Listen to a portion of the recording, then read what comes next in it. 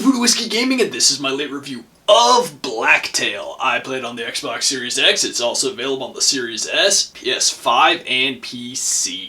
So we'll start with the story. You play as Yaga. She is a young village girl who is seeking out her twin sister Zora, as well as the missing children of the village. And it all takes place in this fantasy land that blends mythology together, and honestly I don't want to get too deep into it, but suffice to say, on the road to try and find her sister, she discovers things about herself, about her past, about her ancestry. And I really enjoyed the story. I love the characters in this game. I really enjoyed the world that they built, and I think just overall from a storytelling aspect, it's a very well done game. Let's get into the audio, and the first thing I'm going to say is I love the soundtrack to this game. I think it's an amazing soundtrack. I hope they release it. I intend to own it. As for the voiceover work, some of it is better than others, and I think it's very interesting that they have voice actors from many different places all across Europe is what it sounded like to me, or at least 3 or 4 places probably across Europe. And I thought that was cool because, again, it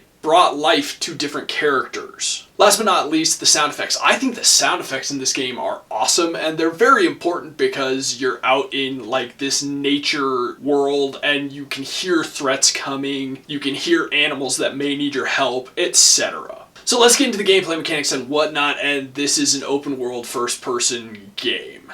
Your main form of combat is a bow and arrow, so shooter there, but I personally didn't feel like combat was this game's strongest suit. I think it works well enough, but there were definitely a couple of combat arenas as well as boss fights that I just don't feel worked great, and that is because the combat isn't the strongest element. What is a very strong element is the exploration, the crafting, finding the side quests, just all the little things that build the world. And I guess I was a little harsh on the combat. I will say that there are certain elements that you need to pick up on, and when you do, they make certain things easier. I will still say, overall, it's not perfect. But to get back to the things I do enjoy, it's all the little things, the different abilities you gain, the way you upgrade things. There is a morality system in this game. The way they implement it, I think, works very well. It doesn't feel forced at all. It very much fits with the world and the story. I think some of the side quests are just really funny and entertaining. I think overall the world they built, the gameplay, it works well, and I enjoyed the experience. And I've said it before, and I will say it again, one thing I love in games, any game that you have a form of progression, new game plus, and this game has it. I love that. As for the controls, I think the controls are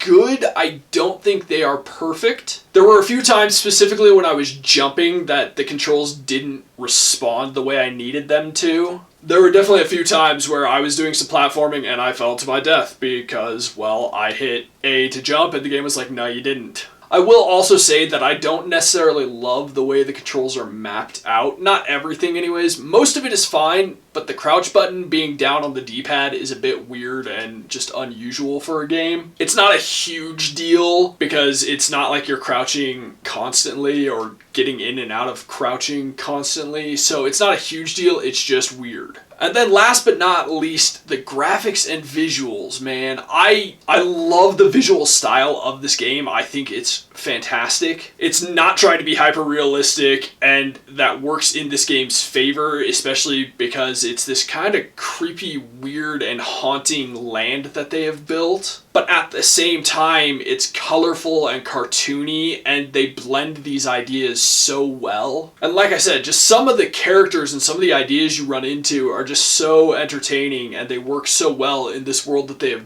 built. There's a bunch of little detail to the world that I just really enjoy, from character design, creature design, animals in the world, as I've pointed out. I love the way they're designed as well. The spiders, which became a story element, and man, they have these unique and cartoony designs, but at the same time, they're giant spiders, so they're gross and creepy. Even your character's bow and the arrows she uses, the way they're designed, the way they look, they fit so well into this world. I think just visually, there's not a step that they missed. So to get to the wrap up, honestly, this game is awesome. I really enjoyed it. I love the story. I fully recommend it. I don't have that much else to say. I think people should just go out and experience it. Okay, so in the comments down below, why don't you tell me what's your favorite fairy tale? And as always, thanks for watching. If you enjoyed the video, please hit that like button. And if you like what I'm doing in general, share and subscribe. Have a good one.